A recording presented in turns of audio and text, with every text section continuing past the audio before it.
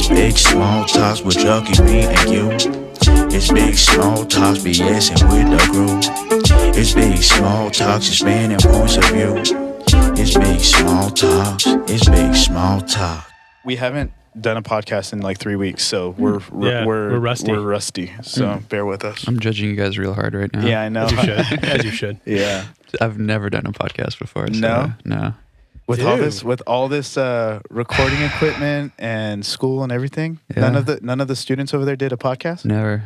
Really? We're breaking your podcast cherry right now? Wow. Yeah. Dang. I feel honored. Oh. We'll go easy. Yeah. we'll be gentle. Thanks. Oh my gosh. Well, everybody, welcome Chayu to the Big Small Talks podcast. Dude, welcome in. Thank you. Welcome in. It's yeah, I'm super stoked to be here. I mean, one, because we're homies and get just share some talks, and also just like both through like our evolution of like humans, and right, like we met playing freaking hockey, you know? And like who'd have thunk like X amount of years you'd be set up in this studio you built yourself and like I know chopping it up. It's wild. It's beautiful, bro. I know. Yeah. So I don't think I realized you guys met during hockey. I thought it was like I thought it was like through music. Yeah. We actually didn't even play hockey together. It was because he played on one of the teams my brother played on. Oh, okay. Lauren. So he knows Lauren originally. Gotcha. You're 94? 94. So he was born in 1994. I was born in 1993. I was just a year older. But I had already kind of stopped playing even when he was on your team, because I was Team USA. Yeah, I remember watching you guys. They played in Huntington Beach, I think. Something like that. Nice. It was a fun tournament. Yeah. I mean, hockey at the beach kind of sounds pretty sick. Yeah. A little counterintuitive, but it sounds sick. Yeah. Beach hockey's pretty fun. A lot of the guys go out there and play like ball hockey. I feel like beach anything, like beach volleyball, beach basketball. Yeah. You're on the beach. It's like really hard to be miserable. True. Yeah. Honestly. Beach curling. Beach curling. Or and then you see them, everybody, during COVID at least, you see everybody rollerblading now. Like you go to the boardwalks, everybody's on that's back in, rollerblades. bro. It's back in. Yeah. I'm waiting for them to start opening up some roller rinks and stuff more. For sure. Once this is all blown over. Honestly. People like We're just talking like how disco and funk has been hitting again. Yo, we need those disco rollerblade freaking jams, you know? Yeah, with like the quad wheels and like the Hollywood. dancer. Yeah, big fun pants, colorful clothes, big hair. Groovy. Oh, it's going to bring groovy back. Yeah, that'd be fun. Yeah, groovy back. Yeah, no, so we actually met through hockey, and we actually didn't start talking till years later when he was in New Jersey. You were in New Jersey. And I had just gotten into music. I was doing the program at Fullerton College, and you know, like when you first get into like music, you just, or like something that you like to do, you just fully engrave yourself in it, and you just obsess about it and stuff. So any person that I saw like making music, whether it was on Instagram or Twitter, like whatever, I was like, I didn't care. I would just hit him up. And it was one of these times where I was already following him, and he used to post stuff on his machine, which is like, it's like the Ableton Push that I have. It's like a beat pad basically. And I think I commented on something, and then it just started a dialogue. It was like, oh, I make music too now. I was like, oh, what? And then when he came back, I went over to your house one time, and then ever since then we've just been kind of like in contact and hanging out. So it's been really fun to get to know each other and see you progress in music production. Yeah, like I remember listening to your stuff way back in the day, and it was good. It was obviously really good. It intrigued me, you know. But like now listening to it, and I hear the stuff that he's got like kind of working on now and stuff. It's like so good. I feel like that's just like you just evolve. You know what I mean? Yeah. It's like we were talking about. You just practicing, and you're just getting like better and better. Everything's just getting crisp. Yeah. You know? What we're saying, it's like with any sort of like art or expression or anything, it's getting it from here or in here out to here, and that's like where the evolution. Because like the idea is like, yeah, when I first started making beats, like they were sick, you know, but it's how's the mix, you know, like how's like my sound, like how is like the idea fleshed out. And like, yeah, I definitely agree. Like I've seen a lot of progress in myself, and I'm stoked to be here now. I mean, of course there's always room for growth and expansion and whatnot, but what was the thing that got you into music? Like, what was that life altercation, I guess, that was like, I'm going to do whatever it was that I was doing. I'm going to stop doing that or stop going for that. Maybe it was hockey. I don't know. But it shifted from that thing to, I kind of want to do music now. Deep, dark depression. Really? Yeah. Nice. Okay. I don't know if you remember, I had a bunch of concussions. Yeah. Yeah. So I had to stop playing hockey around like 16, 17. Okay.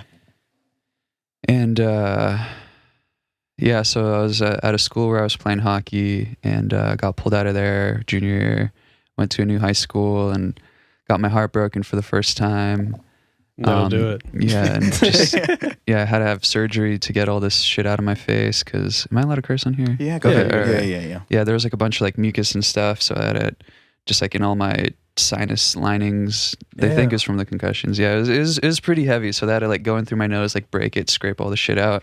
Huh.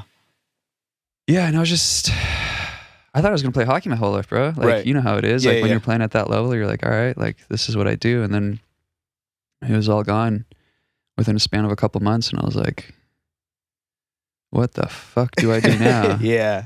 Well, So and then for those that don't know, I mean, I'm sure you don't like to brag about yourself, but this dude was good. I mean, like straight up, like I remember, because again, I'm older than him and Lauren by like a year. And so I would just watch these guys play, and a lot of them played together, which was really fun to watch, you know? And they were competing with guys 2, maybe 3 years above them, and competing good. Like they were winning those little tournaments or not whatever. Like just playing, but exactly. like competing. Like kind of like coming in here and just like mopping the floor with them and basically being like, oh, like, yeah, this is that team. You know what I'm saying? And so, I'm also 8 years old. Yeah. Yeah, it was like that. And all these guys were like that. So, and you were, you know, so I could totally see how that kind of like messes up your whole, what I'm going to do with my life. Yeah, my whole psyche was whack. And yeah, like I said, like being heartbroken is just like first time. It's like, whoa, like what is this feeling in my body? And then like getting it like ripped out is just like crazy experience. See, long story short, or long story long, when I was growing up, grew up in a Russian household. My parents are Russian immigrants, so it was like strict school, strict sports, strict do it everything that's expected of, you know, immigrant children. But so they had me playing piano when I was a kid, like hardcore Russian teachers like hitting you like gotta do stuff. Sick. Like gotta practice, and like dude, I fucking hated it. I hated it so much. Now though, dude, I didn't practice for shit. Like I went to like 3 different teachers because like my parents were like, oh, you're not doing like your scales or whatever. Anyways, like I didn't play for, I did it for like maybe 5 years, from like maybe 10, like 8 to 13 or 8 to 12 or something. But when I was like 16, 17, I just came home. I was just like feeling real fucked up, and just I hit a key on a piano, and I just like my whole body just like felt all the emotion and all like the vibration in that one key that I hit, and it just resonated in my body, and I was like, whoa, this is sick. And I would just play for like 6-7 hours of like neoclassical music, classical music. Yeah, for like 3 or 4 months I just got into like piano and just playing piano, and it just felt like such a free form of expression for myself. And yeah, it just felt really liberating, and I felt a lot of freedom. And then from there I got into like trance music, and then I got into like house music, and then I got into, this was a time like Vici, Dada Life, Scary Monsters, Nice Sprites, and that opened like like electronic, like dubstep kind of door. Electro, bass house, all that stuff. So yeah, so that was kind of my journey into sound. And yeah, I got into DJing, and then like you were saying, like I got a machine at some point, so I started making hip hop beats. I was in New Jersey, so a lot of hip hop and rap over there, a lot of jazz friends, a lot of jazz cats. So I got into jazz music, and my mind just was this funnel and sponge for everything music. Sick. Yeah. So, sick. Yeah. I feel like it's a good place to be when you're just like taking in different genres and like kind of picking it apart, you know, where you're like, okay, like I'm playing classical on the piano, and then like you're hearing electronic and doing hip hop. I feel like that like can put you in a really cool spot.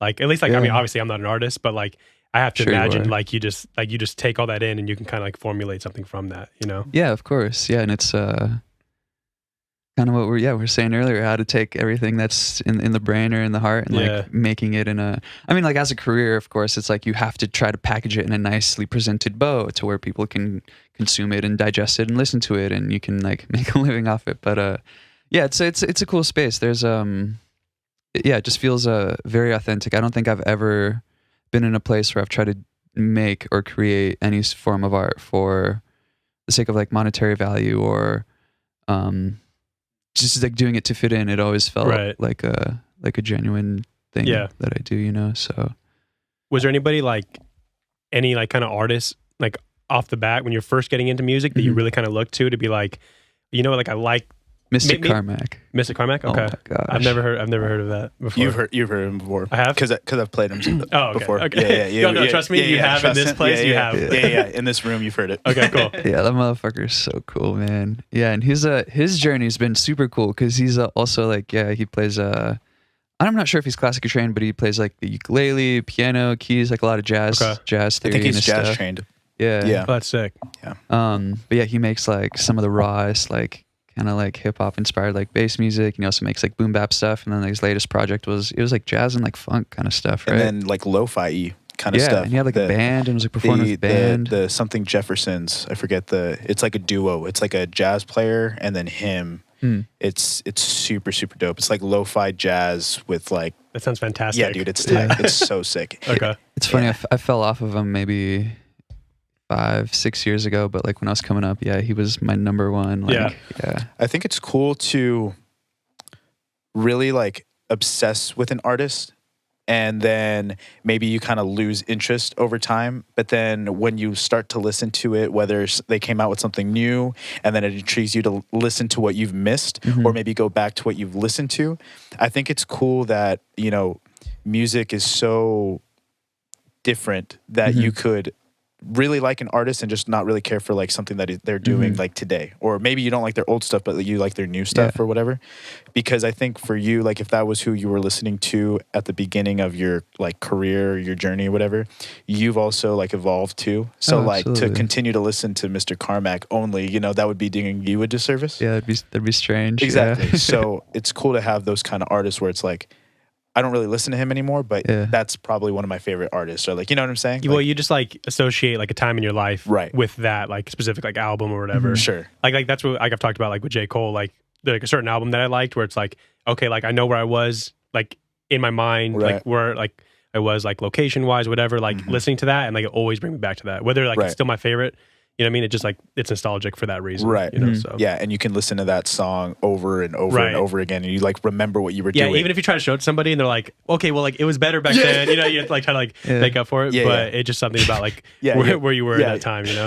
But it's also a great form of just like inspiration too, because kind of you're saying like it's this like intangible feeling that these things bring up. So you can listen to like these old records, or even I'll listen to like old music that I made like, I don't know, shit, like 8-10 years ago, you know, and like it brings me back to this place, and it's like brings back this like feeling or this emotion that I can like channel in the new place that I'm in right now. And it's like a really cool source of inspiration that I've kind of been tapping into in the last like week or so. Nice. Yeah, it's real weird how you were just telling me that you DJ'd a wedding for the first time and you can explain it how you were explaining it to me. It was your first time trying to play for the crowd. Yeah, and not for yourself as a wedding DJ. Yeah. I feel like. Wait, were you MC too or no? Yeah. I was MC. Yeah, with it was interesting. Yeah, it was I'm kind of a music snob and like kind of like an ego asshole kind of guy sometimes. So like me DJing, like anytime I've ever played, it's like when somebody comes to me with a request, like I'll look at you. I'll be like, for real, like. You know, like, bro, get like, off the stage. Out of here. Yeah, like, yeah, and you know that's. I just did that Friday. Like, of course, this person was not good, but yeah. And you know, like Justified, I'm sure there's so many people that thought that about me. You know, and like that's what made them come up and tell me whatever they wanted to say. You know, yeah. Play Drake, dude. I can't. I'm not gonna finish that sentence. But yeah, Danny can be on the podcast whenever he wants. You're like, my door is wide open for you. Yeah. Charlie, you're out of a job. That's funny. But yeah, bro. So you know, like in the reasoning behind that, it's like I'm here to share myself. Like this is my form of expression. You know, like I feel like I have a very unique, appropriated music taste, you know, and like this is me, and like I'm here to share this part of myself, and like that's totally justified, and I'm not going to feel like bad about doing that. However, there's this new side that's been opening up, and I think I kind of mentioned it, where it's like, oh, I need to have this beautifully packaged bow where I can like present myself to as like a consumer. So it was the first time where like I intentionally, I mean, like you're reading the crowd always, but where it's like, okay, even though it's something that I might not enjoy personally, I know these people are gonna go crazy for it. And like that's such a cool feeling as like one as a DJ, because like you're like queuing up a song, you're like, oh, this is gonna hit right now. And it could be like some Shakira, like Hips Don't Lie, or some Drake, or like some like Ring My Bell. I forget who sings that one, or like some. You're like excited for the crowd. You're they're gonna go off because you don't know what's gonna happen. You know what I'm saying?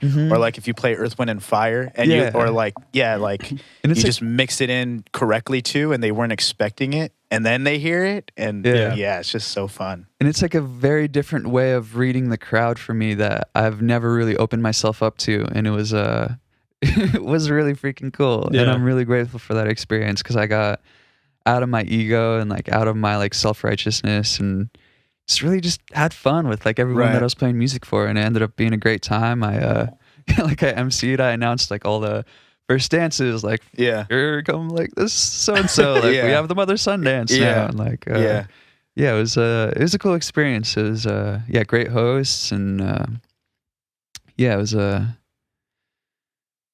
checked me for sure. Wedding DJing is so different than DJing a party, and it's so different than DJing a club, and it's different from DJing festivals. Festival, right? Yeah, because you've played festivals before, you know, like so. Oh, nice. Yeah, and I feel like with weddings, see, I've done more weddings than I've ever done clubs, festivals. I've done a couple parties and stuff. Interesting. But I've done more weddings than I've done pretty much anything, and so over the years, you just kind of develop your arsenal of, oh, I know this is going to hit, or I know this is, I know this is going to bring people back, and I know this is whatever. Yeah. And how do you stay different so that you're not the same wedding DJ that plays at every single wedding that just presses play and lets the entire song play out and takes the request? Yeah.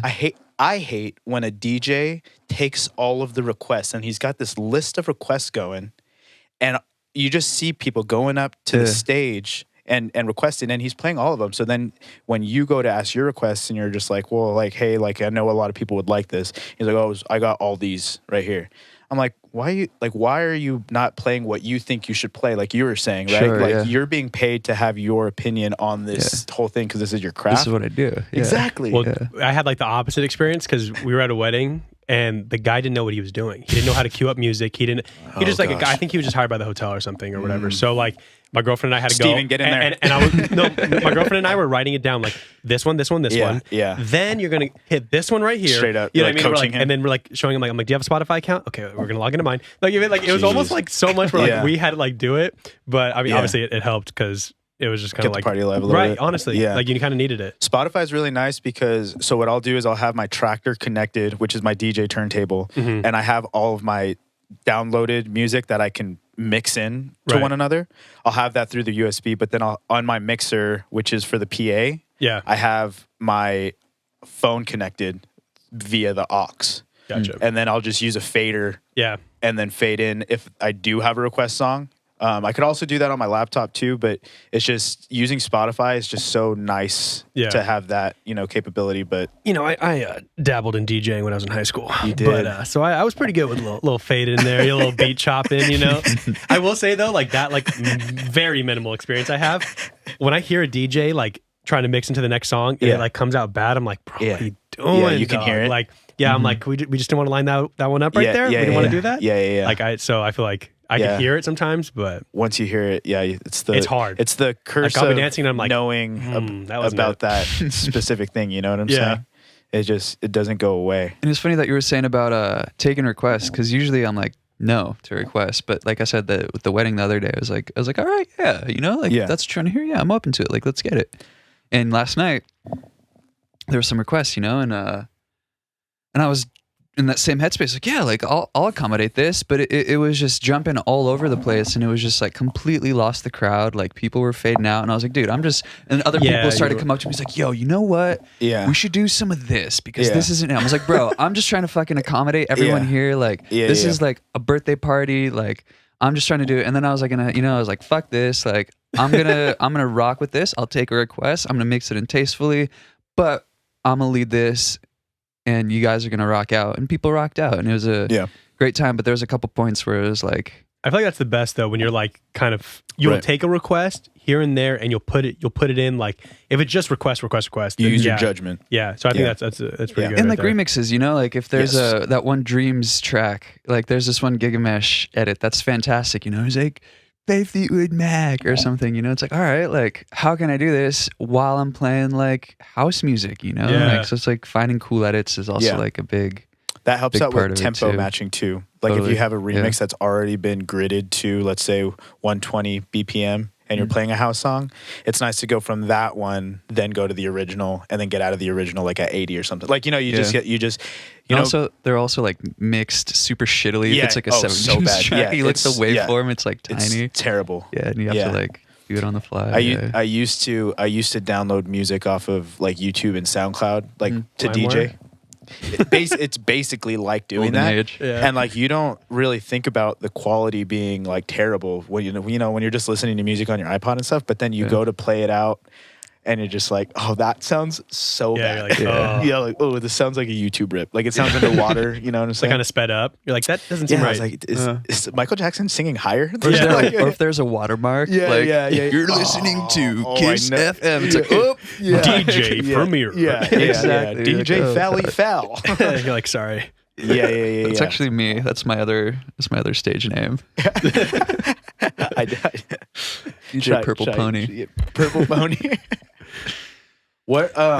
Where did you come up with Chayu? Chayu came up. Yeah, when I first started getting into this thing, I was like, yo, I want to come up with something. And like I said, my parents are Russian immigrants, so Russian was my first language. And I was talking to my mom, and I think I asked her if I could have a cup of tea, which was like, можно просто like чашку чая. And she's like, or I said, чашка чаю. And she's like, no, it's chaya, not chayu. And I was like, oh, chayu. That's kind of cool. So I used like the mess up. Yeah, I was like, that sounds kind of cool. I forget whether there's like a tense or like, it's been a while since I've been in an English class, but like something with the grammatical stuff. And I was like, yeah, that's cool. And I've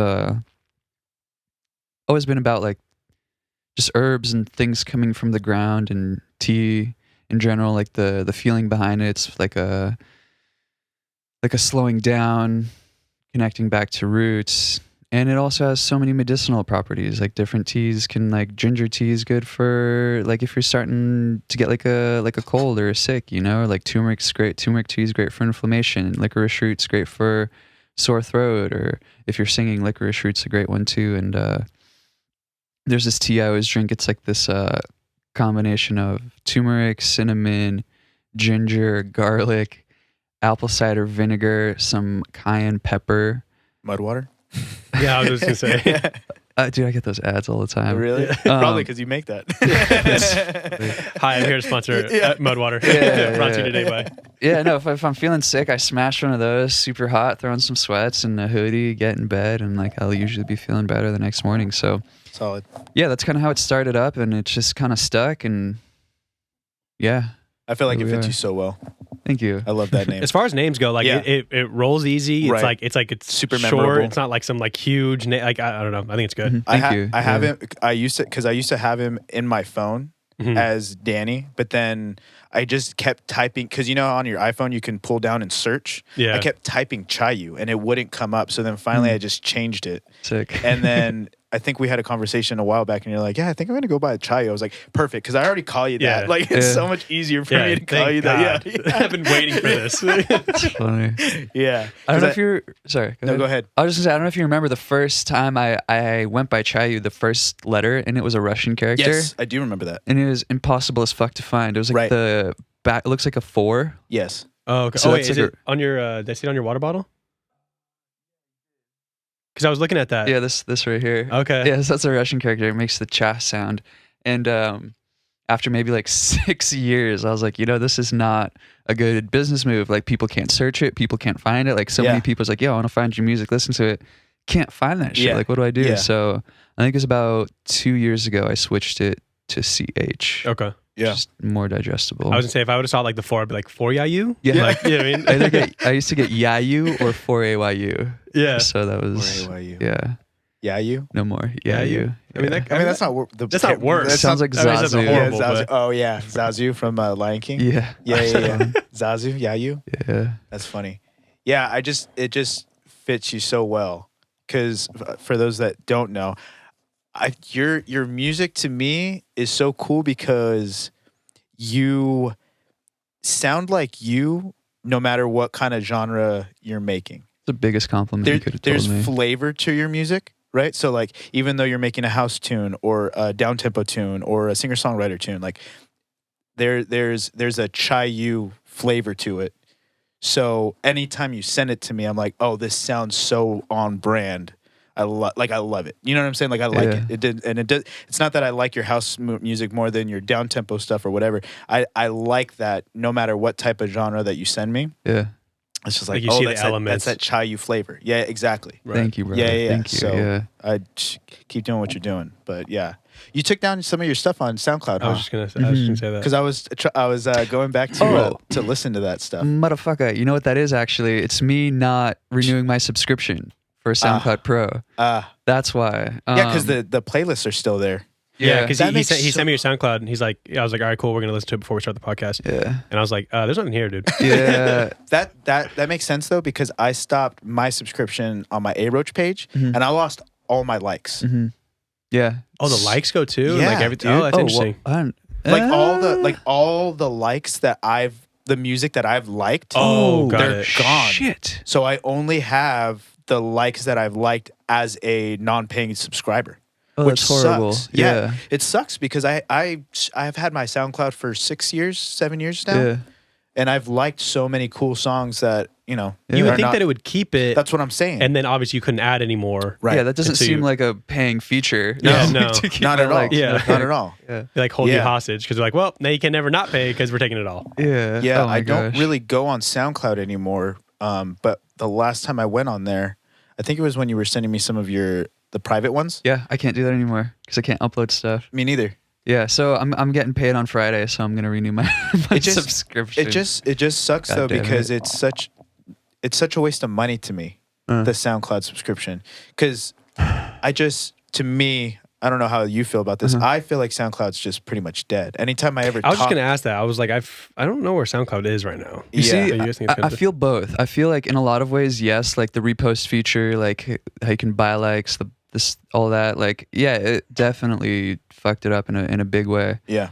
However, there's so much music on SoundCloud that I can't find anywhere else, like random little bootlegs. Like there's this one dude from Malaysia that did this My Humps like Black Eyed Peas remix that I found. I was like, dude, it's That's like hard. 15 years old. I was like, dude, this is fucking insane. And like I wouldn't have found that anywhere else, you Yeah. know? And like got a bunch of friends who make like bass music and like they don't really post that stuff anywhere else, or like mixes are really great for SoundCloud. Like I found a lot of new music on like SoundCloud Right. mixes and stuff. I was gonna I've, say maybe for DJing that probably sounds like a good tool to use, but as far as Yeah. like me, like just as a consumer, yeah. yeah, it's Yeah. like I just got Spotify. Yeah. You know what I mean? Yeah. Well, because you could pay, excuse me, monthly for no ads, right? You can, That's what the subscription's for. Gotcha. Yeah, it's just I was paying for that. I was paying for and YouTube. unlimited uploads. Right. Well, see, because the thing that changed for me was, so I'm paying for the DistroKid, right, and that's like $137 a year to have 10 artists, Oh, okay. right? And so I'm paying for that, which is unlimited uploads. So if I really wanted unlimited uploads, like I'm already on Apple, Spotify, like Google, like whatever. Sure. I mean, nobody that I know like goes on SoundCloud. So I was like, why am I paying $12 to like be on here? You know. So I just stopped it Yeah. because I use YouTube Premium now. So I pay for the no ads on that one, and that is like I've told you about it. I think I've talked about it on here. I think so. Yeah. That's pretty cool because I can find all kinds of music, like you Yeah. were saying, like the bootlegs, the remixes, the whatever on YouTube. So I kind of like transitioned out of SoundCloud, and now I'm kind of more on YouTube. Plus, you use YouTube for multiple things too. Like you'd be able to use it to find music, but also like no ads on any kind of video you want to watch. Like that's kind of cool too. Yeah, I just the ads on SoundCloud to me just suck too. Like what's the price of that of the SoundCloud Pro? It's like $12.99. Okay, so like that. I think it's if you buy it at a year price, I think it's 12. It's 16 a month without it. Okay, gotcha. You see, I could have just done like 16 a month, but I'm like trying to cut corners and save money. I'm like, I'd rather pay like the full thing out. That's where year, it's a lot of money though. I hear that. It's more money. Yeah, it is. Yeah, adding up, but I get paid on Friday, so all the music's gonna be back up. Okay, cool. Yeah, well, because I need to upload that last EP too. On SoundCloud as well. Yeah. Is that Spotify? Do you have to pay to put music on Spotify as well? Yeah. So basically, you could get signed to a label, right, and they'll distribute it for you. But right now they have the independent distribution companies now. Yeah. Where you as an independent artist can pay for a year subscription, and then you can upload your music. So I basically just do that for 10 artists. Like I bought it for 10. And so I just am able to release Lauren's music, Chayus music, I was gonna say, you're under music. Yeah. It's more of a just like I'm already paying for it, so like why not just everybody just use it? You know what I'm saying? Because I was already using it. Yeah, and I've released stuff independently in the past too, and it's just like by myself. I pay like whatever $10, and then it depends what kind of distribution you use. Yeah, there's some where you have to pay monthly to keep tracks on there. There's some where it's like a flat fee, and then you get to keep it on there. Right. Yeah, I haven't been up to date with it in the last couple of years, so I'm not really sure how it's been. But it just depends on which company you use. But same thing. If you weren't paying, would it like come off Spotify? No, like you have to go through like a distribution set. They were working on having Spotify. You as an independent artist could release through Spotify. Yeah, that's what I heard. It hasn't come about yet. But there's been Chance the Rapper was one of the ones that it's like pushing that because he basically wants to make Spotify like SoundCloud. Right. And he's a SoundCloud rapper, so that's like his whole like we need to He's make. like the SoundCloud rapper, right? Yeah. He's like which is crazy because he's just fallen off. He needs to go back to SoundCloud. But to answer your question, I believe you can get music taken down if you don't pay for it because I think I have a tune that I haven't paid like the yearly thing, and I think it's getting taken down. That was on my old page with like the 4 AYU. So I'm like, that's fine. Like it's fine. Yeah. But that's a good thing because we wanted that one down anyway because we have that one up already. Yeah. That one's the For You. Down for You. Down for You. Yeah. I just listened to that the other day. Have you heard that one? Yeah, that's on your that one's tight. page right now. Yeah. I like that one. That one's super sick. I like that one. Thanks. Yeah, that one's super vibey. That was a fun tune. Yeah. I was gonna say like listening to that tune and then listening to your new EP, which is Dancing with Shadows. The vibe was very like different. I was actually going to ask you about that. Like, Down for You kind of seemed like a little more upbeat, more, and then like this one seems pretty like somber. Yeah, pretty somber. That's actually that's a great way to describe it. So like, what was like? Was there like anything like? Was it like a you thing? Because I know you're working with somebody else, right, Hannibal? Yes. So like, was that like just like both of you guys wanted to go for that, or was that just kind of like? Yeah. So we kind of started off with a mood board, and he's really into like pop music and just like singer songwriter music, like like Billie Eilish and.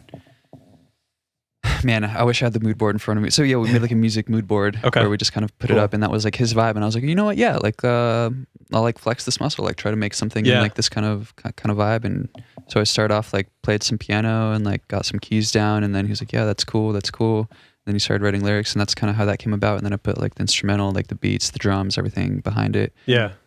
And I like the piano, dude. Sorry to interrupt. Thank you, bro. Yeah. I thought it was sick. Thank you. Yeah. So that's how that one came about. Man, I feel like every time I sit down, like if it's not intentional, like I don't know what's gonna come out. Right. So, but I really thank you for your compliment earlier because sometimes I go through that struggle a lot where it's like, like I need to stay in a consistent genre.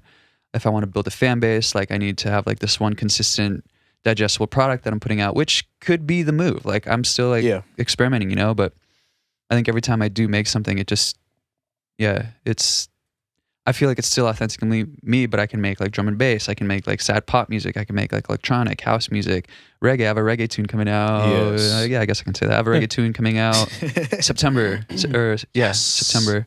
Nice. It's the one I'm thinking of. I'm excited. Yeah, it's a good one. We're We're shooting for cover art tomorrow. So sick. Yeah. Nice. Dope. You're gonna like this song. Yeah. I've gotten the sneak peek. Nice. Yeah, I've gotten the demo version. Yeah. Yeah, yeah, man, music's so freaking cool. Like there's no box, there's no cap on it. Like there's this one guy, his name's Parangi. I think he's from Peru or Brazil. I think Peru. But he does this cool like live looping stuff with his voice and instruments, and it's just like very earthy stuff, and it's just like, oh, it feels so good. And like just like rhythm and percussion is like its own separate thing, or just like somebody sitting at a piano is like their own thing, or just like how in like a classic rock band, like a 5-piece or like a 3-piece or like jazz. And it's like there's so many ways. It is the universal language, as cliche as it is, you know, like if you have ears and you can hear, like there is music that somebody will appreciate. Dude, that's actually really funny you said that, because I was in Seattle and we got in our Uber and this dude was playing African music, and it's these blind African singers. And I was like, this is so dope. And me and my buddy both were like, sir, what is this? And like we got it on Spotify too. I'll have to look up the artist. Yeah, I was about to say. Yeah, I think it's like Marie, but actually my phone's on doing the video. Yeah. So, but it's so sick. Like I was like I don't even know what they're saying, but I'm vibing with this like so hard. So like the universal language thing is like, there's this band from Morocco that I just found out about. Oh, they're called Imondep, I want to say. I found him in the surf documentary. There's a dude named Torrin Martin. He did he was in Morocco, and the soundtrack was like this Moroccan band. They're so fucking good. Yeah. They're so good. I feel like a lot of music now too is getting like multi-genre. Is that how I would say that? It's like kind of cross-cultural. Yeah, it kind of like hits a bunch of boxes where you're like, oh, it's not really like hip hop. It's not R&B. It's not EDM. It's kind of like this cool, like kind of people can throw things together, and you're kind of like in this weird mix of like music. I really like that. Yeah, it's interesting you say that, because I feel like I'm on both sides. I feel like in music and just art as a whole, but also on like a cultural and like a societal level, I feel like there's America, is just like this blending of different cultures, you know, and like it comes out into this one thing where it's like, is it this? Is it that? Like, I don't really know. And I'm curious to hear your guys' perspective on this, but part of me is like, yeah, like this is cool. Like, I'll just, I guess, speak in from music's perspective, like there's like percussion people. It's okay. You're good. Anyway, okay, somebody from like somewhere in South Africa who's like playing some drums, and like somebody who works in the box in like a DAW in like New York City can come together and make this fresh, new, awesome thing, you know? And it's kind of this new thing, but like the culture and the root has potential to get lost, you know? And like the authenticity has the potential to get lost. Whereas, sorry, my mind just like running really fast right now. Whereas like also on like a political scale, you know, it's like things are like coming together. Is it okay if we talk about it? Yeah. Like, you know, like things are like coming together, you know, like it might be cool. Like there's so many different countries where they believe in different things. And like, I feel like we need some sort of unity to all come together to like really get our shit together as a species, as humans, because like I feel like the more us and them attitude, like Democrat, Republican, like I feel like it just feels very against one another. Yeah, and I feel like that's not what we need right now. We need like to come together and find solutions and coexist with like love and compassion and peace. At the same time, maintaining culture, maintaining authenticity to whatever that is. You know, I think there's like 13 or 14 uncontacted tribes in the Amazon, you know, and like they want to keep it that way, you know, like they that's a choice. Like they don't want any contact with the outside world. And I think that's freaking beautiful, you know, because that's just the way they are. And there's other tribes where there is some sort of interaction where they do learn like Portuguese, and then they learn English, and then they talk to like Westerners or like more first world countries and share their ideas and perspectives and outlooks on life. And I think it's I mean, I don't have an answer. That's kind of why I brought it up, to kind of talk about it. So. I think that what ends up happening is, especially because we're on the end of history, right? So like every single day is an additional day that we get to add to history. So like we're seeing this bubble of just everybody was in their own space, and then, you know, just kind of started to take over the world, right? So now we're just all across the globe. So now we do have all these different cultures and stuff. And I feel like with the advancement in technology and with the internet, in recent years, in the last 100 years, we're seeing this boom in I want what you have, I want what you have, I want what you have. You know what I'm saying? So the authenticity aspect, I can see how it gets lost in translation because what was authentic in Latin America with Latin American music and dance and culture and rituals and whatever, and when you bring it over to America, but it's Americanized, right? So it's no longer that thing. Yeah. But what lacks here in this transition is the paying the, and we've talked about this before, several things, but is paying the homage to respect. You know, it's not that it's not usable or appreciated or doable out here in America, because what if I really love this South American dance and music and culture and food, whatever. So there's nothing wrong with that, but there's the, well, this is mine now. You can't take it. Like, this is my identity. This is my culture. And it's like, well, no, it's, you know, like, this is, you're an American and you like from, you know, from this culture. So I think the oversaturation of so much over here in America is where we're at, because we're in LA. You know, like we're in the cultural hub of the world almost. You know? It's overwhelming. And yeah, I was just gonna say that I feel like it's just like a lack of reverence, because I feel like how you're saying it's so easy to access anything at any point and like get any sort of information about anything at the click of a button. Yeah, click of a button, you know, and like, there's a lack of reverence, you know, there's a lack of respect. There's a no, like how in your words, like homage to like what it is, where this comes from. And then it just feels...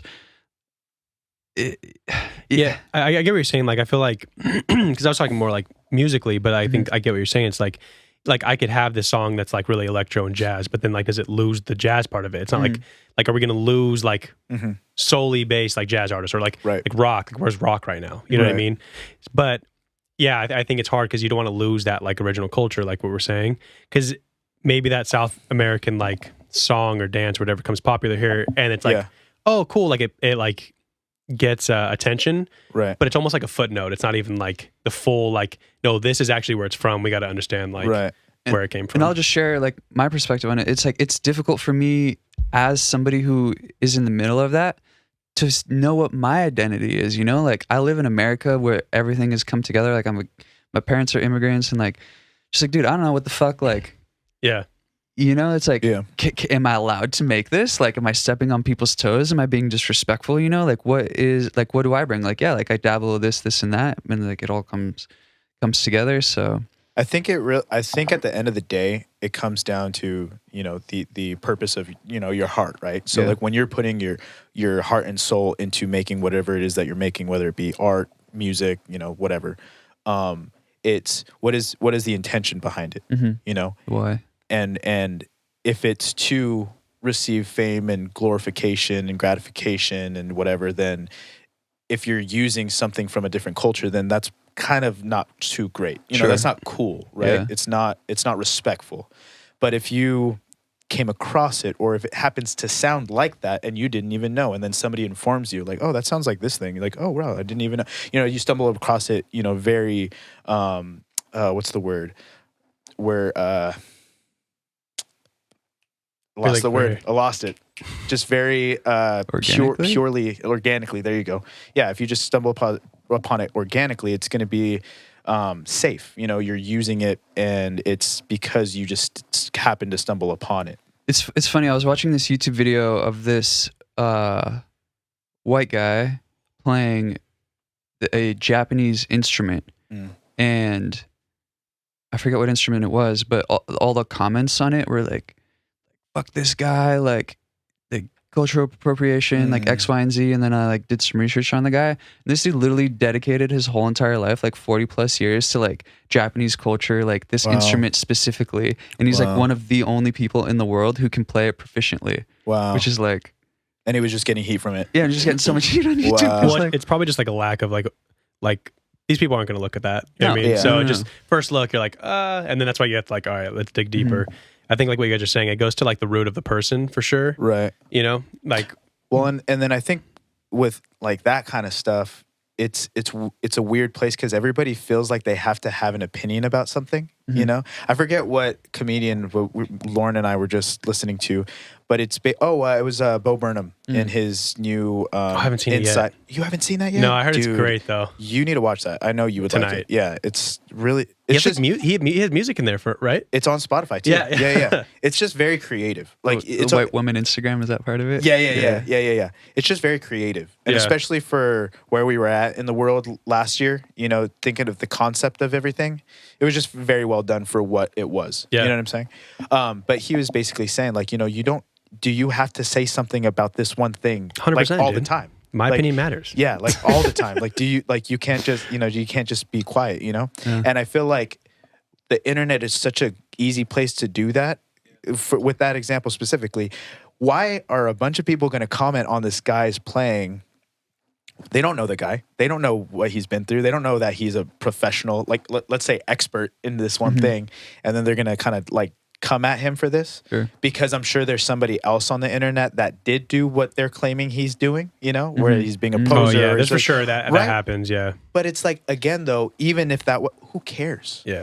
Like, why are you getting so offended by it? Just don't watch it. Yeah. Just don't watch it. Don't support it. Don't pay for his stuff. Like, you know, there's other ways that you could go about making that individual suffer for his wrongdoing than like a comment on the YouTube thing, Yeah. right? Well, and I think like again, like it's the intent, but like as far as going back to like the culture, like different cultures and stuff like that, I think there will always be people who will like preserve culture. So I think, Yes. because I think about like rock again, like in jazz and like these like almost like genres that I feel like aren't as big as obviously they once were, but like there's still people who are gonna do it like authentically. Like even like Yes. rap is like changed, right? But like there's still the dudes who are like underground. I'm gonna do it the original way Right. because I want to do it authentically, and like I think that's still gonna be around. You know? Yeah. So I feel like at least if we have those, like those things won't die. You know, but I know what you're saying. Yeah, and it's and I think alongside of that, I mean, I could be wrong, but just like from my observation, I think it would be beneficial for those people to also have an open mind towards the future, like towards things coming up, because if like this person's like gatekeeping like 90s hip hop, like, I mean, that's fine, like that's totally can do whatever you want to do, but it just feels like I don't know. You're keeping something to yourself. Yeah. It seems selfish. And like me saying it just also feels like, yeah, like he's totally entitled to do that. Like that's totally fine, Yeah.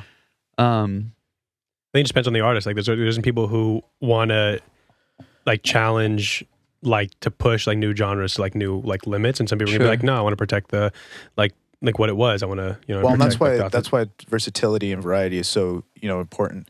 Yeah. I was just doing a paper on, it was like a 200-word paper on like somebody that's meaningful in popular culture, and like how people find meaning in things, whether it's music, song, artists, or whatever.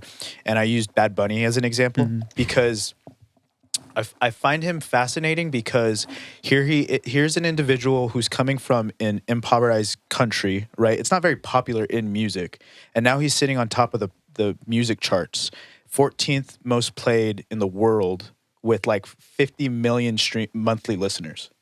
That's like the stats from last week. That's decent. Yeah, right. And, Solid. And the crazy thing is that it's not in English. Yeah. So if it was in English, you're like, okay, well, this is going to get around the world, because even people that don't speak English for their first language most likely speak it for their second. I mean, that's pretty common, and if not, their third. But this guy's speaking Spanish. It's like a fusion of what is it?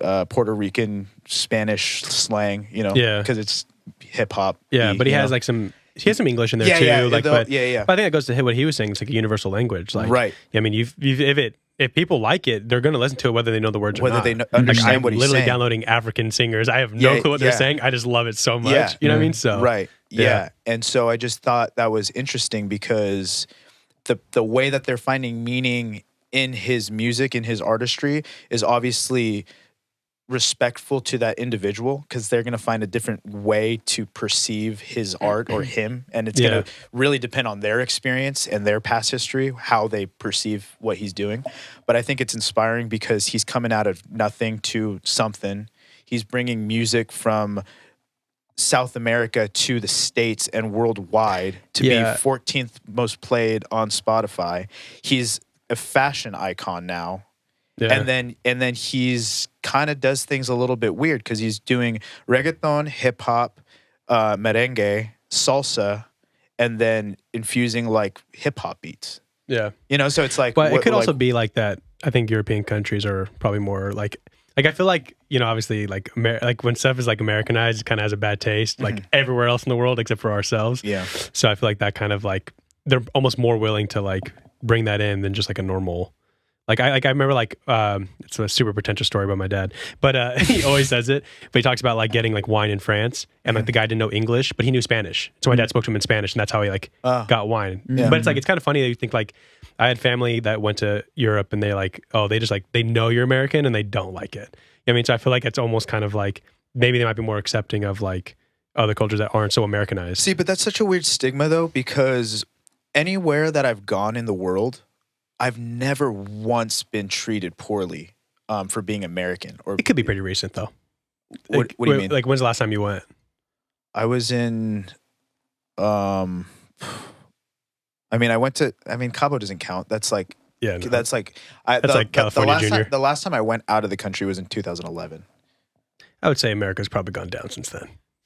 Okay, yeah, but still, it still doesn't really change the fact that individually, when I've never been treated poorly because I've been told like when you go to this place like they treat you like crap or whatever, but it's like, well, what did you do specifically to make them want to treat you like crap? It's a little bit like how are you acting out there? Exactly. What I mean? Like, were you? Well, let's take responsibility for your actions now. Were you kind of being rude, or like that's not fair to say that all French people treat Americans poorly. No, yeah, right? Like, no. I get that. I'm just being like I have heard like there's like a stigma where it's like if you go, they might be giving you some side eye, right? But if you really go the extra mile to work hard of presenting yourself as a very nice person, as a loving person.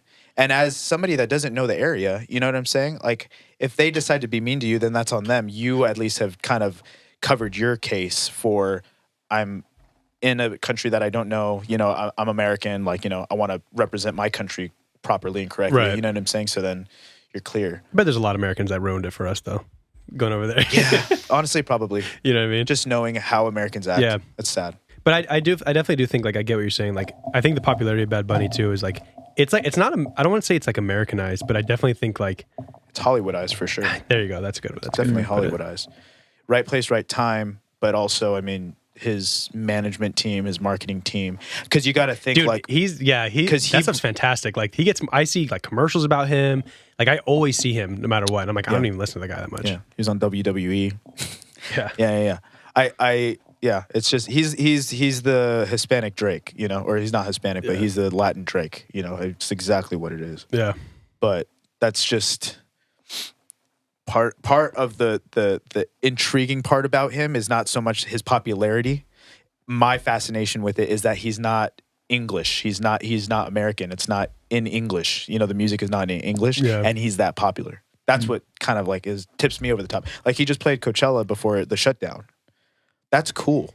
That somebody of speaking a completely different language is like playing the main stage at Coachella. Yeah. I think that's pretty cool. Yeah, it's fucking sick. That's crazy. Yeah. You know what I'm saying? Is it right? Is it wrong? I don't know, but that's where we're at. And I think that's pretty cool because that means that these African guys or that French rapper that you showed me the last time that you were here, that just means that they have an opportunity to maybe play one of the coolest music festivals in America. Yeah. You know what I'm saying?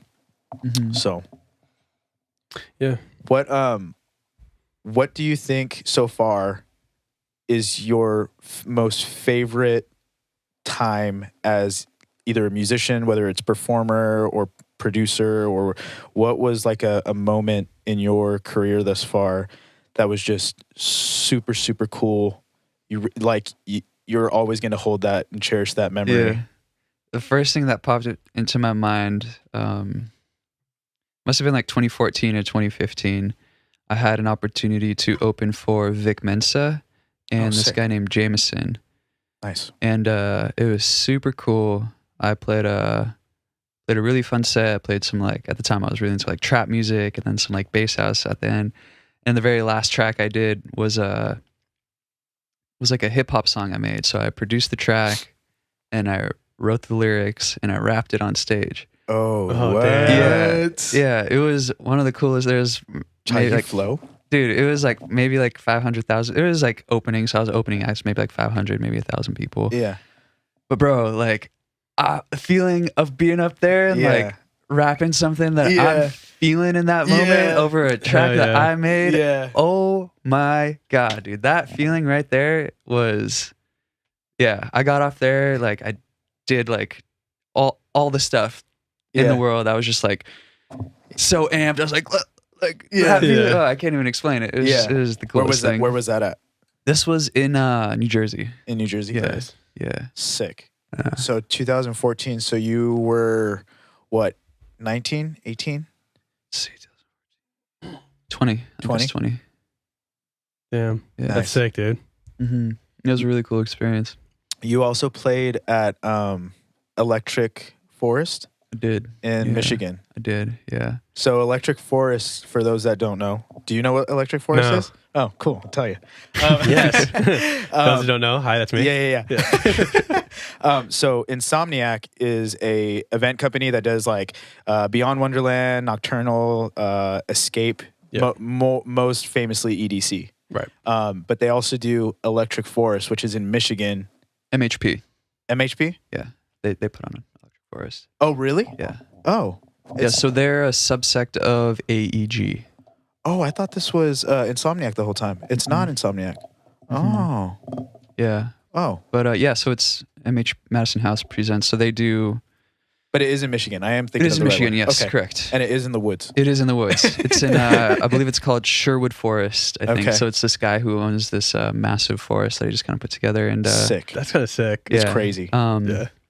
Yeah, I think they had like 50,000 people there. It's wild. And it was this like big old festival, and did a remix competition and ended up getting some tickets. And I played at the Silent Disco, and I had an opportunity to play at the artist pool, which is kind of like there's a pool and like where all the artists and like kind of like VIP people hang out. They kick it. That's sick. Yeah. Yeah. It was really freaking cool. And then you got like an artist pass too. So you got to like go backstage and kick it. You're like whatever. It's like artist pass. Yeah, no, it was so cool. Yeah. It was I met so many people and artists that I really look up to, and it really gave me a taste of being on the other side of festivals, you know, like I would always be in the crowd, kind of like GE, like saving up money to scrape to go to like this fucking festival, and being on the other side was so different and so cool, and definitely a part of the vision of what I got going on right now for moving forward in my career. Yeah. So those little moments and like give like that they gave you a taste of it are super important, huh? Because they continue to give you hunger. Mm-hmm. Like you're hungry for that again. It like solidifies the goal. Yeah. You know what I mean? Like it makes it tangible. Yeah. You're like, oh, like I could see this. Yeah, I could do this. Yeah. I just did it. You know, like you're like, dang, like that's awesome. So it's like to be able to do that all the time, you know, it's like, okay, you know. So when you DJ those things, is it like all original music, or do you do like mix it up, or? Yeah, so I'll mix it up. So let's say, for example, the Silent Disco, there was two people, and like, I don't know if you've been to Silent Disco, there's like different headphones and you can click through the different channels. Like there's two DJs and you can kind of like go back and forth between which one you want to listen to. Gotcha. I had no idea who the fuck was going to be playing. So I got there and I was like, oh, this dude's playing tear out dubstep. So I was like, what can I play right now? So I started playing some like 70s funk and like Brazilian jazz. Nice. And just vibing out and like just what I perceived as a complete opposite of tear out dubstep, you know? Right. And so I just kind of wung it in that sense. And I don't think I played anything original in that set. At the artist pool, I think I played a couple original tracks. I played just some house music, also like inspired of like South American, kind of like a lot of like percussion, a lot of like guitar kind of stuff. Yeah. And just fun pool music. Moving forward, and this is kind of what we're talking about, like a wedding DJ, you're most likely not going to be playing original music, you know? Right. So I'm really figuring out like, what is it, like how are my performances going to be? And like, obviously it depends on set and setting and whatnot.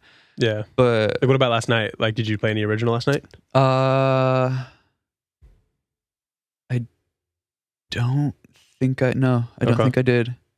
Yeah, I had an opportunity to, but I didn't. Yeah, like, last night I didn't. Yeah.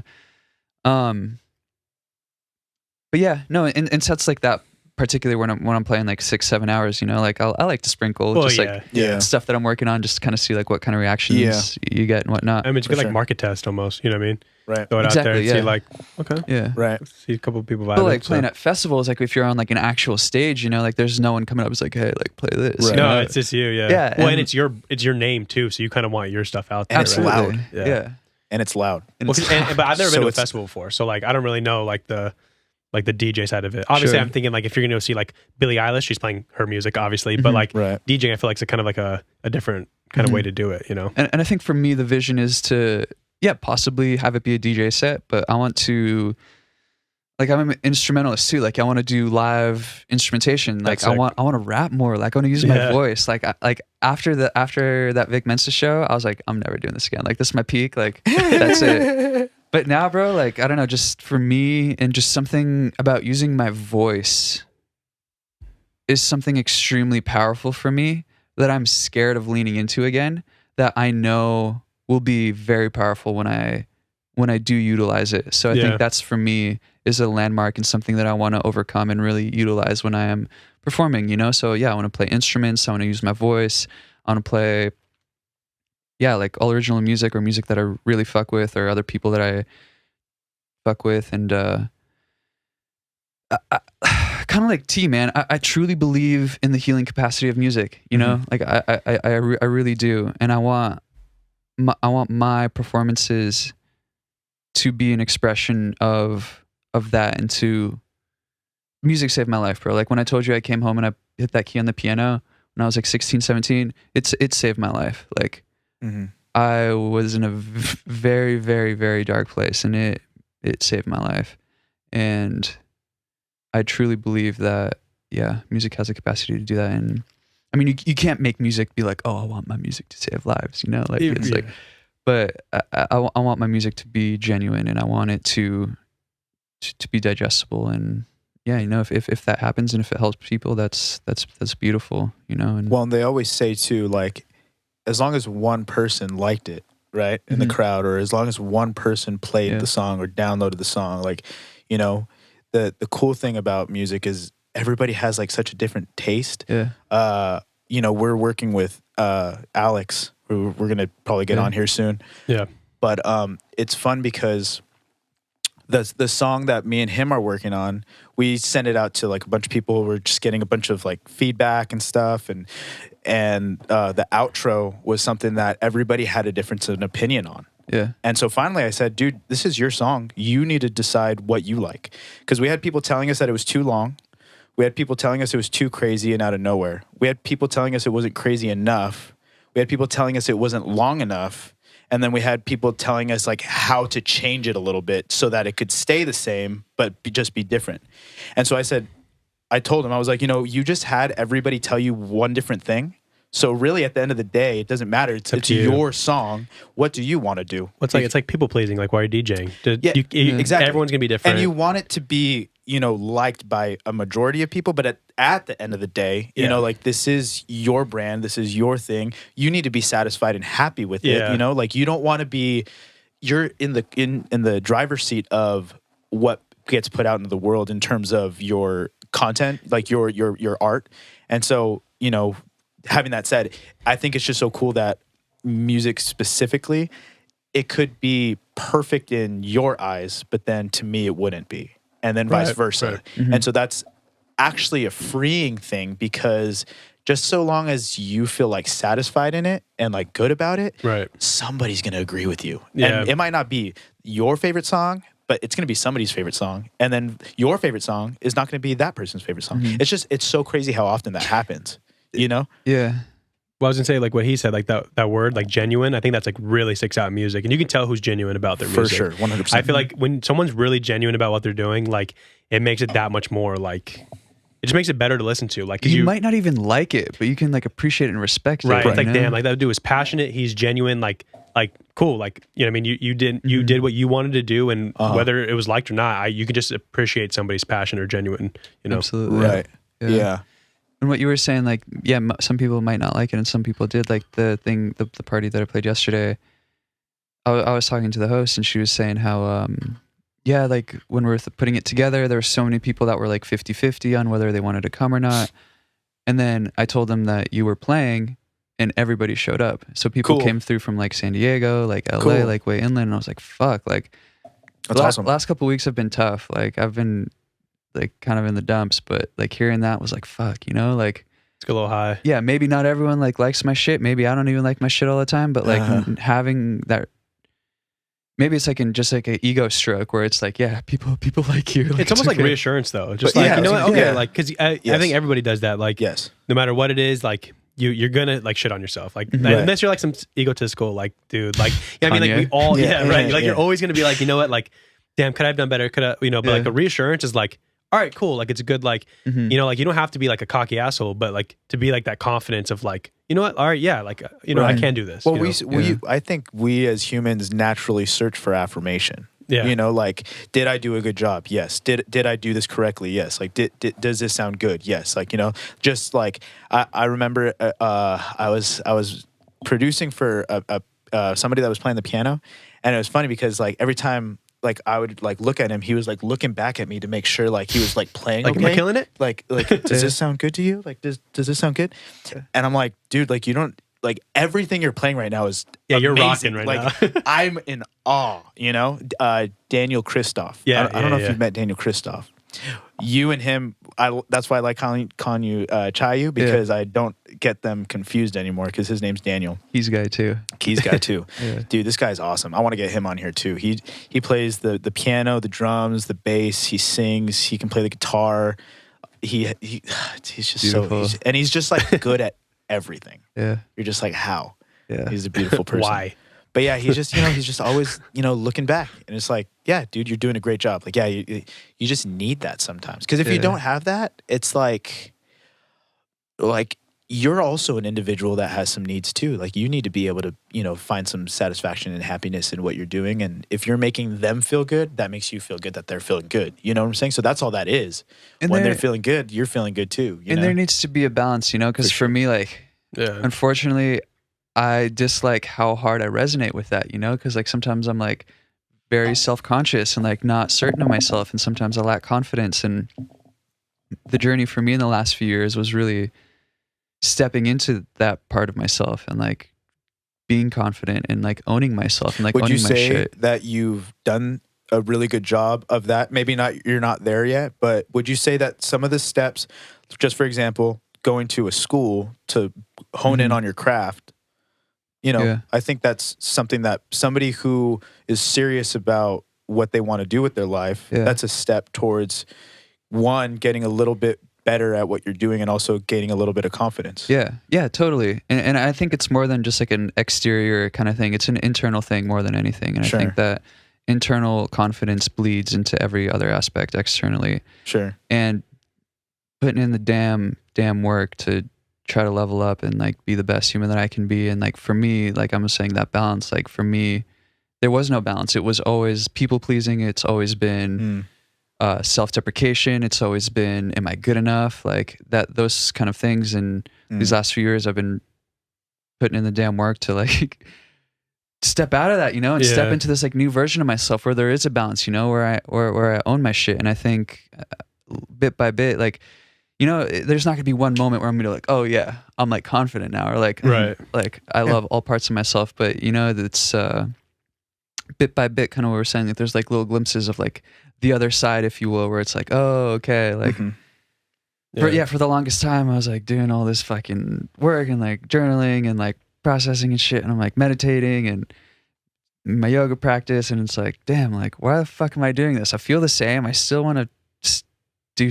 bad things to myself, and like I still feel shitty about it. So like, what the fuck? But then like, like year and a half, 2 years later, like I just like hit this little point where it's like, oh yeah, get it, you know? Because it's not like maybe it's like a cultural thing where we're just so used to instant gratification that like anything I do, I want the results now. Like I want to feel good now. Like what pills can I take? Like what fucking disassociation. Oh, like I can fucking do drugs. I can fucking watch porn, masturbate. I can like do this and that to kind of like change the way I'm feeling. And it's very, very fucking difficult for me to consistently have habits and practices in place that I know will not give me the instant gratification in the moment, but I know my future self will be happy and grateful and more evolved than where I am right now. And same with like working out, you know, like go to the gym once. Yeah, you might be like a little sore after, but it's like, dude, I have a fucking shredded 6-pack. Dude, like, I want one push-up, look like The Rock. That's what I want. Yeah, you know what I mean? Just, that's what everyone wants, you know? And it's like,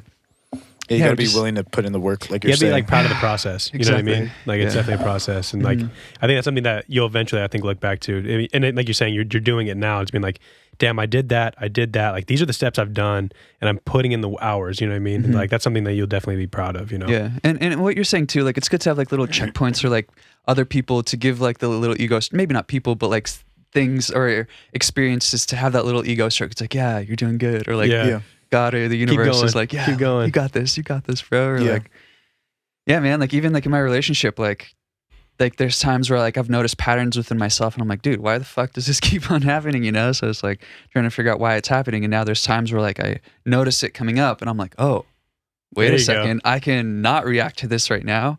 I can like understand what's happening and react and act accordingly and like differently, you know? So it's like, yeah, once that frontal lobe develops for us, you know, it just really helps out. After 25, you know, straight up, dude. Let me tell you, it's been a wild ride. I'm currently going through that whole thing of self gratification in the moment, like momentary pleasure. You know, masturbation, drinking, weed, like whatever that may be. Because I've been sober like 17 days now, whatever. I keep doing this challenge thing, and I'm doing it again because now I got my dad on it, and so I'm going to do it again with him. Hold true to it. But it's just being sober minded and understanding that, like, well, one, I waste a lot of time doing all that kind of stuff. Like, I can be BSing myself and saying, like, you know, I'm being productive. I got all my stuff done. I did all my homework, and this is not going to be so bad. But the way that I feel the next day, you know, I'm slow. The way that I feel at night, you know, to go to bed, I'm slow. And then all the stuff that I wanted to get to, I didn't get to it, you know? So it's like, was that momentary satisfaction in whatever it was that I was doing, was, like you were saying, was that worth it? Yeah. Because you could have gotten all this other stuff done, and it would have been better for you in the long term. Yeah. And that's up totally to the discernment of the individual, like whether they feel like it was like worth the time and effort. Right. And I just feel like at where I'm at now, I'm starting to refute it. Like, well, no, it wasn't. You know? And so, like, kind of like you're saying, like, I can now act on it and just know that I'm doing exactly what I probably shouldn't do and that I wouldn't want to do. Or I can just, you know, be stronger now, knowing the full context of what's going to happen after this or whatever. And being able to not do it. You know? For me, something that really helped was 2020. I was sober the whole entire year. That's crazy. I picked the wrong year to do it. I'll tell you that. No, you didn't. I picked you're right. I picked the best year. You picked the best year to do it. And I'll tell you, bro, like, no smoking, no drinking, no tobacco. Good for you. I drank coffee occasionally, but man, it just made me so aware of how often I want to disassociate and how quickly I jump to things to not feel the way I'm feeling. And whether, like we're talking about, I'll add social media to our present list of dissociations, and that shit is real, bro. But it was very powerful to tap in deeper into myself and see what it is that I'm running from and why, and how can I sit with that better. And I mean, respect to you for going on that journey. And I mean, like I'll like I've been smoking now, and like I'll drink maybe like once a month or something like that if I just like a beer or two. But you know, it's but even then, every time I do, it's like, why am I doing this? You know, and it just really brings me back to like the intention and like reasoning of why I do it. And it's not always good, you know. Sometimes like I feel really shitty and I want to disassociate right now, and like it's good, bad, right or wrong, whatever. And for me, I think the progress is like I'm being real with myself, you know, and like I can respect where I'm at, and I'm not going to be mean to myself about it, you know. Like I'm not going to put myself down, because that's only going to perpetuate this downward spiral of whatever, you know, and just like, you know, like it's lean into it and like that's okay. I'm not saying you should go use drugs because you feel shitty, but it's you know, it's to each his own, and I think it's cool to, you know, just to like have a platform like this where we can discuss like, you know, just real shit that we're going through to like help each other out and remind like other people, like, you know, if you're going through the same thing, like you're not alone. Yeah, I was gonna say you're not like, the only one, dude. Yeah, like, you know what I mean? There's definitely people listening to this podcast that are probably feeling the same way. Yeah. Right. You know? Yeah. Especially the age we're at right now. It's like I feel like that this age, like not like the time of like the century, like literally like our like age of like being like this like later 20s. It's like it's a lot of like self-discovery. Like, okay, what am I actually kind of believing? What am I actually kind of doing? Like, okay, I'm kind of getting to that point where I'm kind of growing up now, and like I feel like that it's kind of like a self-discovery age. You know? And I think that also is tied in with the time period age as well, because it may be like 100 years ago, we didn't have all these other things to kind of like distract us from ourselves, you know, where like you would have to like grow up, quote unquote, at like 16, 17. Like people would have families, kids, and at like early 20s, you know, like 18, 19. So it's like, yeah, maybe those two are interconnected, which is interesting because like, is that, like, I hate to sound like that guy, but like, is that planned? Like, is that intentional? Like, is that where our world is going, to where we can not know who we truly are? Like shit, like maybe in 50 years you could be 45 and just be in this place right now, like figuring out who the fuck you are and like why you're doing anything that you're doing. It's the distractions, the like not being content, like all that stuff will lead to that for sure. So I think like having those times where you're like, hey, I'm sober, like I'm taking a break from social media, like really kind of like, or just like having those like introspective like times, like you kind of need that. You kind of need those like alone times to really like kind of find out like who you're going to be. Yeah, because if not, you can distract yourself every day, all day, Netflix, phone, whatever you want, and you'll never find it. You know. I've been, they got me, bro. They've got me. These last couple months, I've just been so sucked in with all the shit, and I really feel called to some alone time with myself right now. And I feel called to whether it's just going in the woods in the mountains by myself for a few days, or partaking in some plant medicine, or just getting back to daily meditation practice and a journaling. I don't know, like maybe it's a combination of all three, but just talking about it is like, I need to. I'm there too, dude. I feel like what everybody's on their own life journey and everybody's doing what they're doing, and I feel like where I'm at individually is like, you know, so because I'm on this new level up kind of deal with, you know, my Christianity and stuff, and I'm like on that whole like appreciation of God's creation. Like that's just been my biggest thing. So it allows me to appreciate like all of the like the struggles that I've gone through too, because it allows me to put it in perspective. Like I was just in Idaho, and when we went to Seattle, this is what happened, but Idaho, it just happened like even more so. The clouds are so cool over there, dude.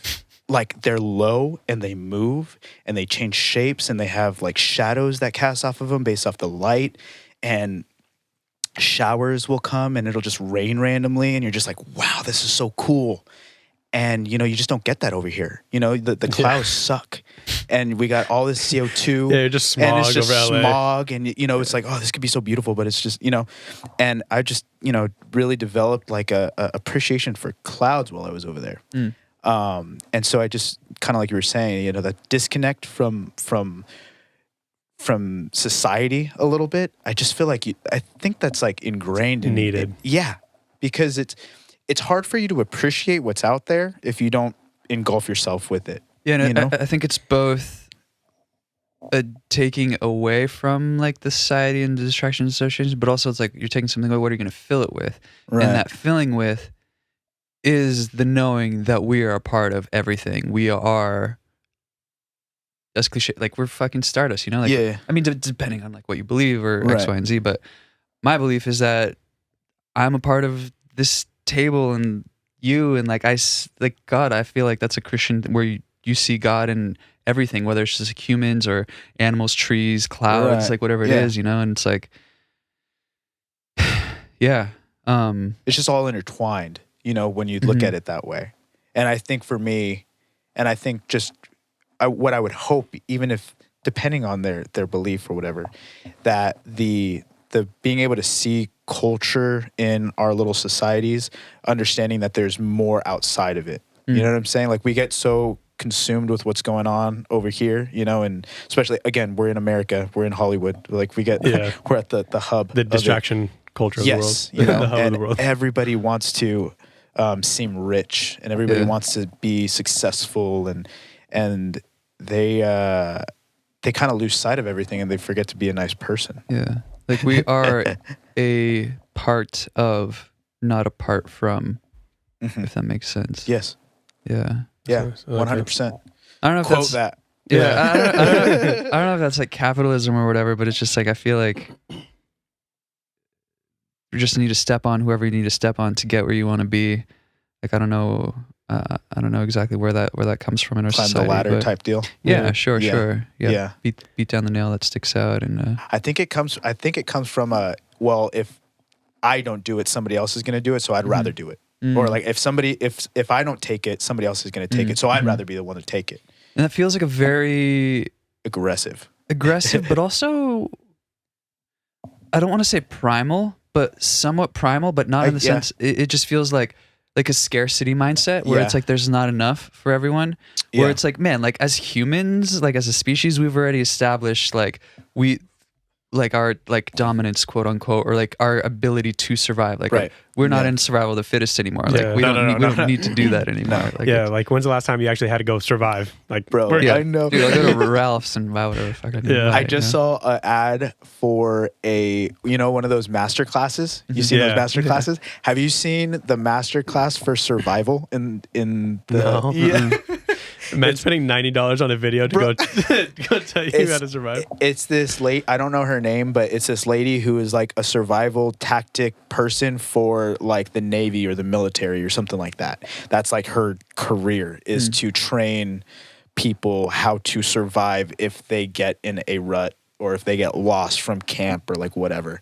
And she like gives you like a very minimal like kit to start off with, and it's like you can survive off this whole thing. Join my 90-day or join my master class. I'm like, yo, like that's kind of cool. I would say low key though. Like if I get put into the forest, I'm done, dude. To be honest, bro. I'm like, this berry looks good. I'm dead. I'm not surviving. Devin's super tramp. Is that his name? Yeah, something like that. Yeah, I'm not surviving, so I get it. It's crazy the techniques and the skills that as generations kind of go on, like our parents' parents, like were really good with their hands and like fixing things and like, Mickey Mousing stuff and building houses and all this kind of stuff. And then our kids or our generation right now is very technologically advanced. Making filters for Instagram. Yes. Right. But just I do not have the hands of a working man. These are not. I'm not building nothing. I feel like I have the capability to, right? But I just don't. I don't have any practice to And you see, I think this comes back to our previous conversation about having the balance and about having the roots of like the culture, like these our tribal ancestry, like our ancestors, like that is where we came from, And I genuinely believe that it would do everybody good to maybe do that masterclass, or go out with a guide into the wilderness for like a week and like survive and like learn. Build a shelter or something like that. Build a shelter. Like legit. That's definitely stuff like, I mean, like very minor stuff. Like you and me, like we're like building this room and like, it's like stuff like I haven't done stuff like that in a long time, like it's like good to like hone in on those skills or learn those skills or something like that. Right. Or even like more recently, like in like maybe like the 50s, not just the 50s, but like when people buy cars, like they would come with manuals like of how to fix like the different parts of the car so you can like actually do it yourself, like get your hands dirty. Now it's like, don't drink the fucking coolant. Yeah. What? Yeah. No, that's true. Well, it's just that again, it's like how is our society set up for people to grow, right? So like you can take the example of like our school systems, right? Like you're not told in high school ways of wealth growth, health growth, and doing what you want to do in life. Like it's spiritual growth too, I would like to add. Yeah. Like it's not about that in school. It's where are you going to go to college, where are you going to get your degree, and you got to go to college and you got to get your degree no matter what the price is, and you're going to get in debt. And you got to do this in order to get you know what I'm saying? And there's just no setup for success without being in any debt. And that's the way our school system is for us, that. So is our society setting us up for success for the way the individual is, or is it to generalize everybody in a pocket and basically say, well, most people, should go this route, and so let's have everybody do it. It just goal just sets you up to put you on the hamster wheel. Right. I was about to say, it almost sounds like a dissatisfaction of like where you're at right now. It's always like the next biggest thing, Yeah. And and I don't know if there's like a specific target or group of people that can fall into that. But just from my experience, like being in like the service industry and like working in restaurants and stuff, like we're not making a lot of money there, like, No. chopping veggies and doing whatever. But these are generally the people who like go out and buy the latest iPhone or like wait in line for those brand new shoes, and it's like, well, we live in a consumer culture. Is that what that's driving? Because like it's like, like I hate my job, but if I have this car, these shoes, this phone, it'll give me this temporary spike of dopamine where I will be like okay with what I'm doing, and then it's like, oh, then I need to get this promotion to do this and this and this and that, and it's just like, I don't know. For me, like the biggest thing in the last few weeks that's been getting in my head and my heart is like, I don't feel like I'm living the way I want to be living. And I'm not existing every day the way that I want to exist. And it's like, why? And I think everything that we've talked about in these last X amount of time, I feel like that all contributes to it. And I was saying like take things away and like add things in. Like what can I take in? And it's just like I'm searching and I want this so bad, but I don't know what it is I'm looking for, and I don't know what it is that I'm seeking. And man, it's and I know I'm not the only one. I just feel like Well, there's definitely like it's interesting, like because you guys are creatives, and I think people who like are, or at least like intellectual, like they have those kind of thoughts. But I think there's people who just like are okay with the rat race, like okay with the usual, like they're actually comfortable in the like conformity and like the cyclical like things. You know what I mean? Like I think people are okay with that. Well, that was one of the things that I had to really catch myself on was that. Oh, there's not that much left, bro. Finish it. That's one of the things that I had to catch myself on with understanding that not everybody is me. Like not everybody has my drive. Not everybody has my passions. Not everybody has my skills. Not everybody wants to do what I want to do. Yeah. Right. And so, for example, I remember back at an old job, there was somebody who was just kind of going through the motions. They were going to school. They didn't know what they wanted to do, and whatever. And you can just say my name, dude. It's okay. You can just say it. Yeah. And I was just like, well, do what you want to do. Like, don't go for money. Like, if money wasn't an option, and if you could just get paid to do what you wanted to do, what would that be? And they're just, I don't know. That's the hard thing is so, like some people just don't know what they want to do, and it's because not everybody, like you said, is thinking that way. Because not everybody has the mind to be an entrepreneur. Yeah. Not everybody is creative. Not everybody is a man born in the States. There's so many different variables that create my uniqueness of who I am. So to think that other people would think like me, it was just this like moment of,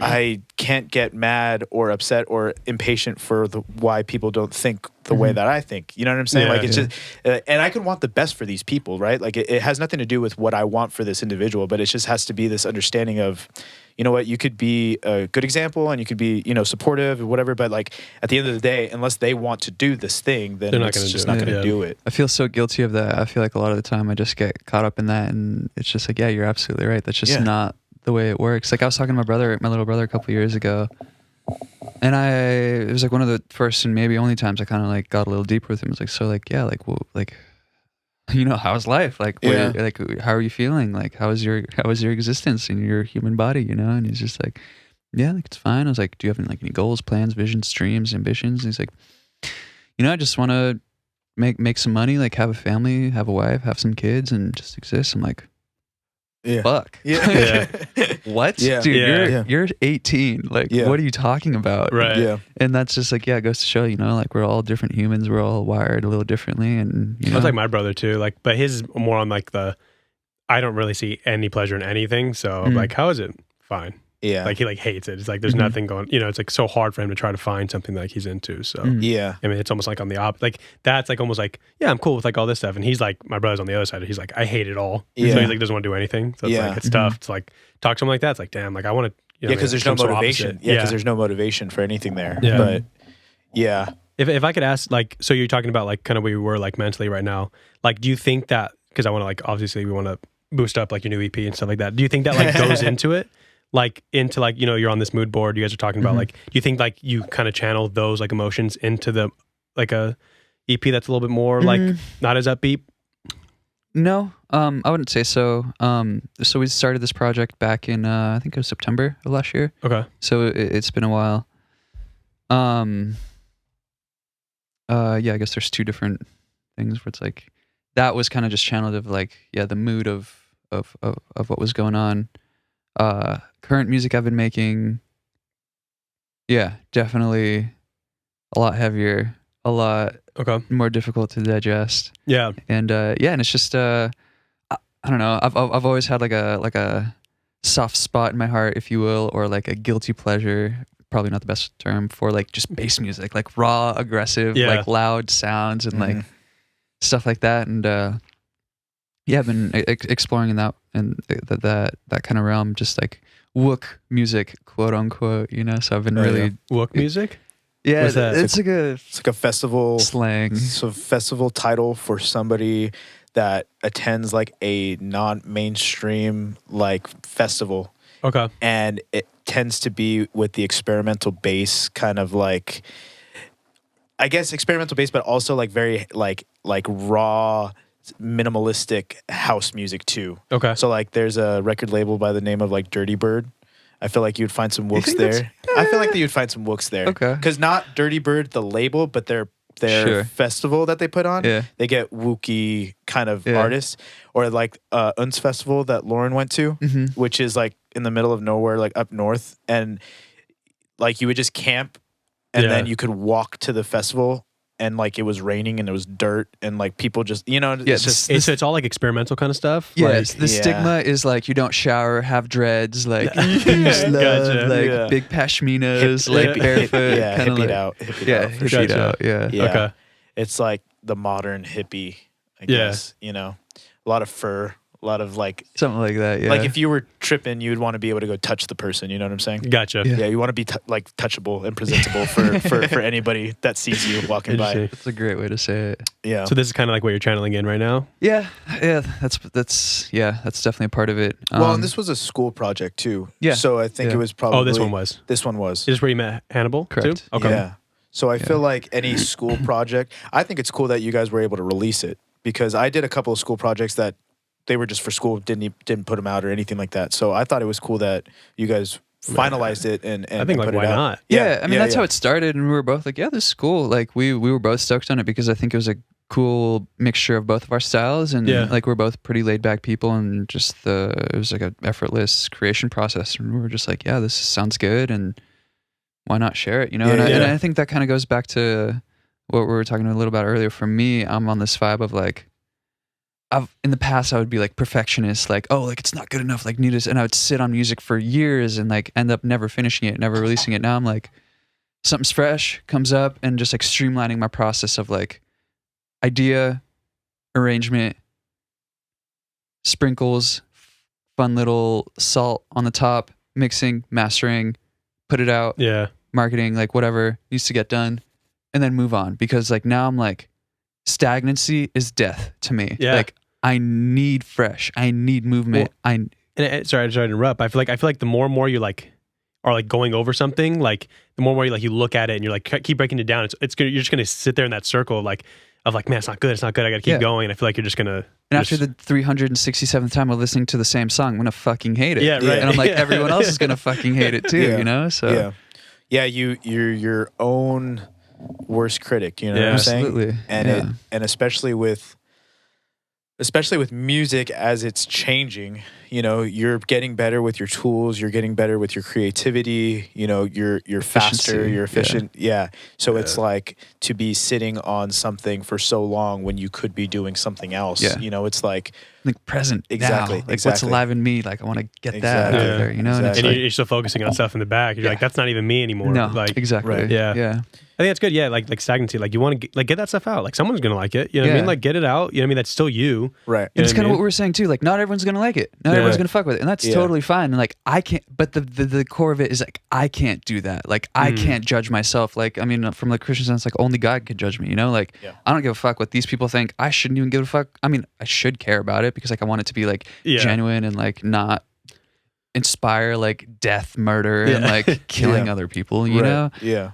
But yeah, man, and I think that's kind of the vibe that I'm on, where it's like I want to rewire these patterns because like it's more than just music. Where I feel like the stagnancy, and I got a job at a coffee shop, and it to me it feels like I'm just like repeating this pattern where I'm just like, fuck, like I'm back here again, and like, what the fuck am I doing? You can't look at it that way though. No, you're absolutely right, and you know, can't look at it that way. And that's kind of what we're saying about like benchmarks. You know, like kind of what I was saying earlier. It's like oh, I meditate every day for a year. Like, when the fuck am I going to see the benefits of meditation? Like, same thing. It's like, dude, I've been making music for 10 years. And like, should I get defeated and like pissed off that I'm working at a coffee shop again? You know, if that comes up, that's okay. Like, I need to honor that. But is that like the whole entire truth? Like, probably not. Cause like, I'm a better producer than I was like even a year ago. Yeah. Like, I'm a better songwriter. I'm better at arranging. I'm better at mixing and mastering. Like, I'm just overall a better human in every aspect than I was even 6 months ago, you know? And like, it is defeating to be externally in 3D land to feel like I'm in the same spot again, but again, knowing I'm not. You only feel like you're in the same spot again because you've worked at a coffee shop before, and now you're working at a coffee shop again. I think it's just in general, just like working for $12-14 an hour, where I'm like, but again, prospectively though, so you're working, let's say $14 an hour at a coffee shop, like whatever. There's people that are getting paid better than you, that went to school earlier, that have their life together, that hate what they do, but they make more money. Sure. And so in your situation, the cool thing is, you know, when you decide to do something creatively, it's harder. I mean, it's just naturally going to be, you decided to go for the hardest thing ever.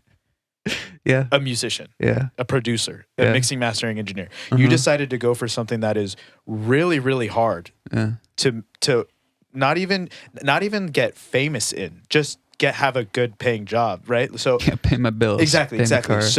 So the fact that you are back at a coffee shop, but you are doing these things now, and the fact that you notice it, I would say is part of the growth. If you were content with it, that would be scary. That's the difference. But the fact that you're like, you know what, I'm here temporarily and I don't like it, but I know that this is temporary. That's one of the things that I thank God for. That's what's changed my attitude. So if I get impatient, or if I get angry, or if I get frustrated or whatever, especially at work, I just in my head thank God, thank you that this is temporary. Thank you, God, that this is temporary, and thank you that this is going to be something that changes my character and helps my character, because I know I'm going to look back on it in a couple of years and I'm going to be thankful for this frustration. Honestly, that's the way I look at it. The content thing, like recently I've had that where I'm like, you know what, I've been dissatisfied, but it's like I'm using that as like a motivator now. It's like because right now I'm at an internship, I'm about to graduate. It's like, you know what? Like, hell yeah, dude. Boy. Like I'm using this 8 as like years later. I know, about time. But like I'm using that as motivator. Like, you know what? I hate this job, and like I could get down about it, but it's like, you know what? I'm just gonna use this as motivation. So when I'm gonna go that much harder at school or my internship, because it's like, you know what? Like I'm ready to leave. Like, you know what I mean? So it's the motivation to be like, you know what? I'm ready to leave. Like, it's cool. Resonate. I've never had this fire in me before, and like I feel this fucking fire. I'm ready to fucking go. Like these last like 6 months, I've just been like like. It's tough, dude. I mean, it'll break you down. It's always, you guys got to go back to like, okay, but this isn't it. You know what I mean? This isn't it. And there's, for some people, it is it. And it's almost like, damn, like I'm not going to do that. You know?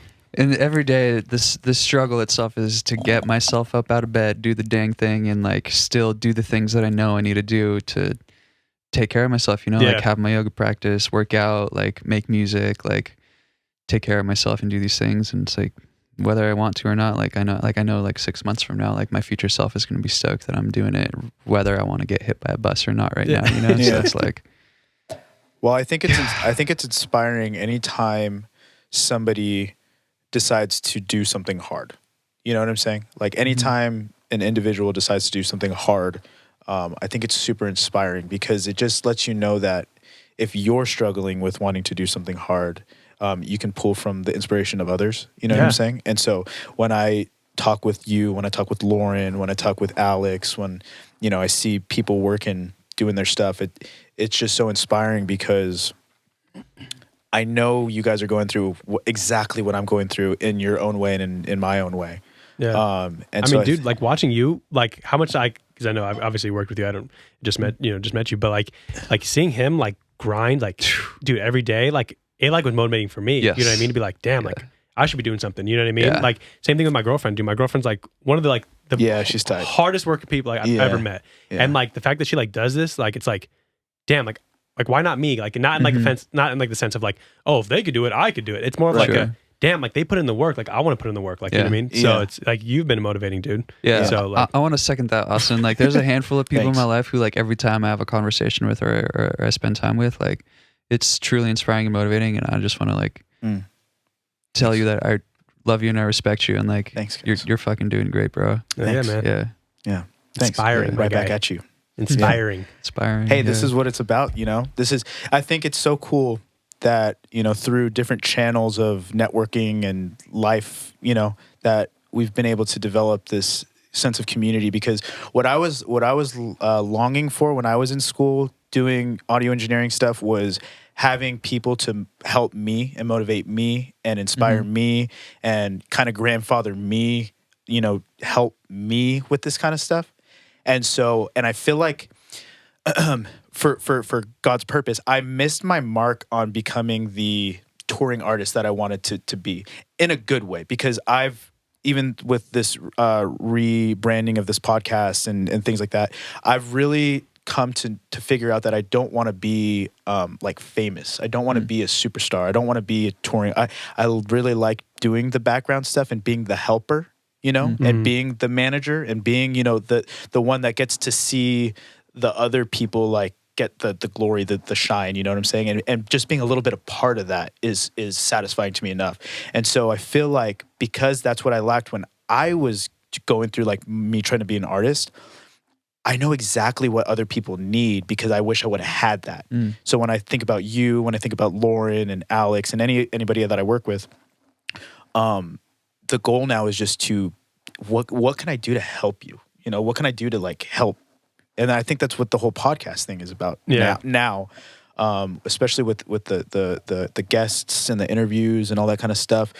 We've just been talking nonstop about ourselves and other people. And it's like, well, like we know people that are doing like cool stuff. Like, let's talk about it. Yeah, that's always been the goal. You know what I mean? It's been the goal. Obviously, there was COVID and stuff, but we always were like, let's just get interesting people in here. Let's just talk. Yeah. You know what I mean? Let's just do it. Like, obviously, you know, boost up whatever we need to, like, you know, whatever like you guys got going on, but also like just get them in a room. Like, let's get different perspectives from people, you know? Yeah. So, well, because I think what we're lacking here in kind of like what we were talking about in our cultures and in our society is that there's such a difference in opinion that people don't like to coexist with one another. Like, I don't agree with you on this, so I can't be in Target with you. Or I don't agree with you on this, so I can't open the door for you, or like whatever. It's like, and this is a perfect example of like us not agreeing on a lot of things, but we still love each other and we're still super supportive of one another. Yeah. And we can be in the same room and share coffee and interact with one another and live in harmony with one another. Yeah. And I think that's what we're lacking in our society right now, you know? Yeah, it feels so much like the us and them kind of thing. Yeah. Like, especially with like fucking... And you're scared to like say anything. I'm scared to say anything anymore.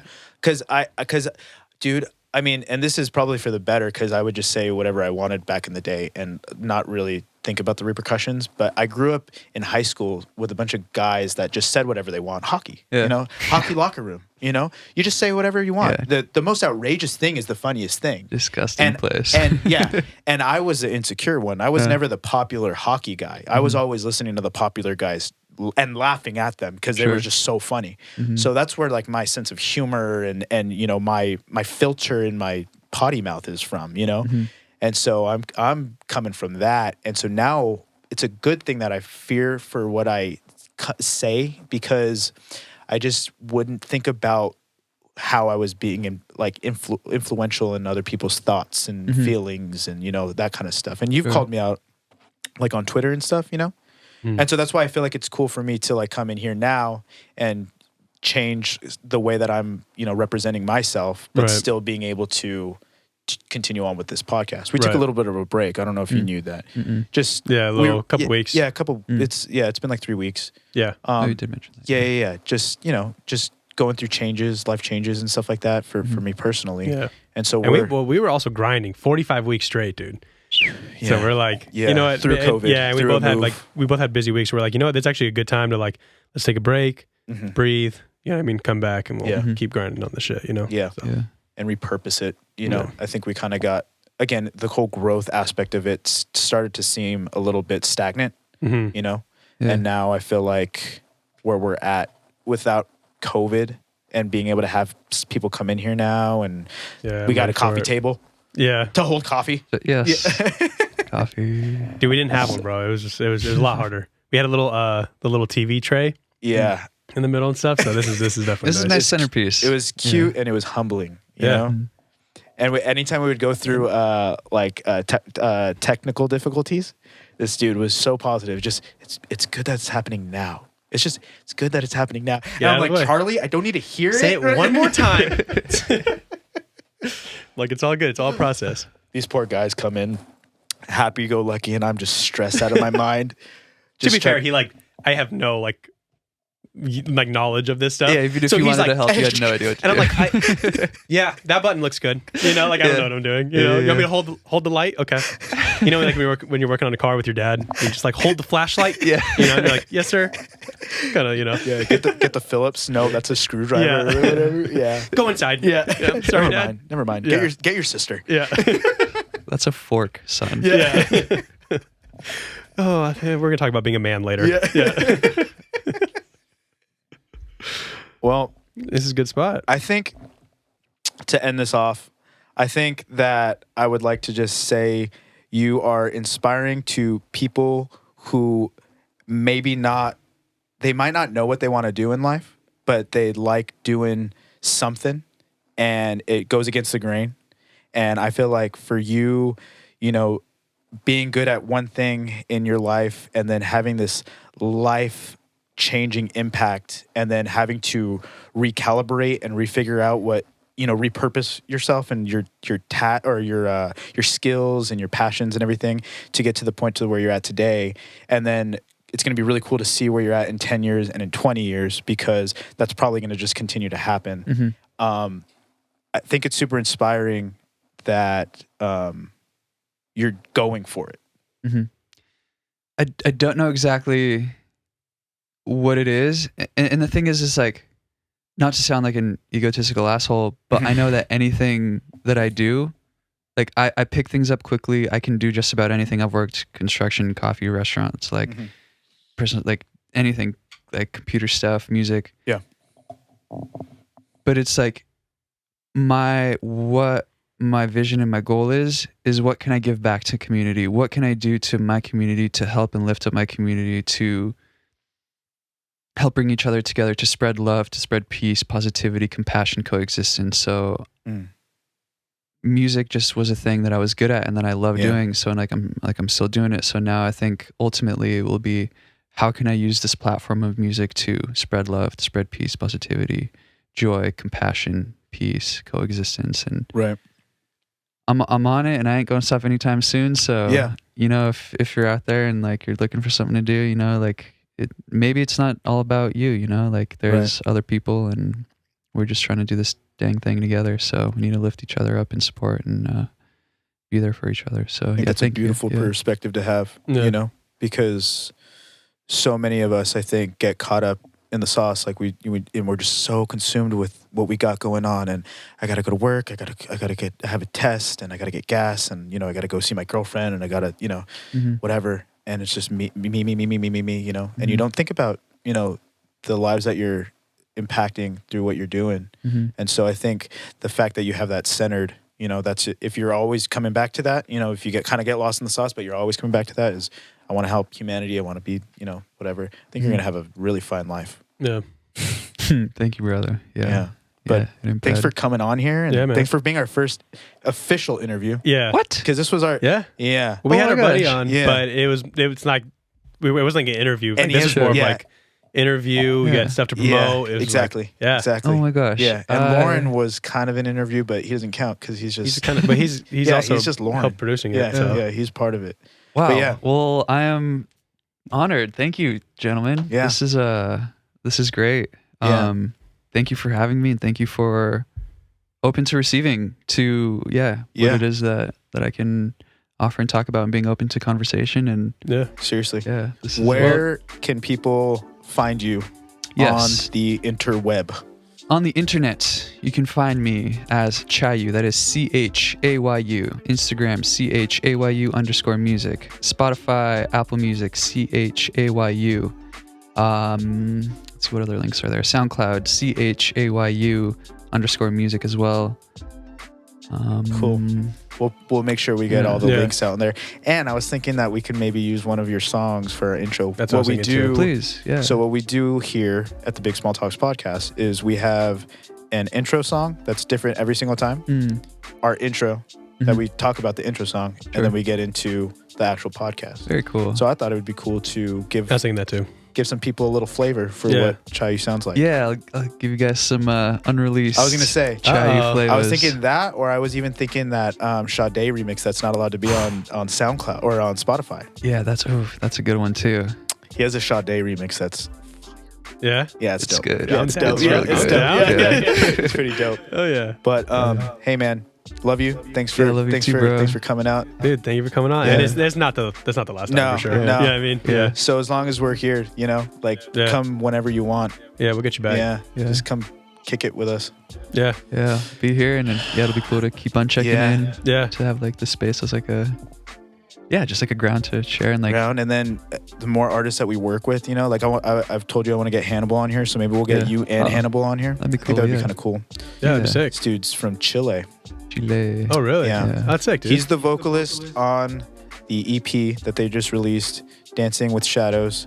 Dancing with Shadows. Yeah. On all streaming platforms now. Yeah. Chayu and Hannibal. Super yeah. dope. Yeah, I love Check it. it out. Yeah. All right, y'all. All right. Thanks, everybody. Thanks for tuning Thanks for in. tuning in. Peace. Peace. Sip tea, live free.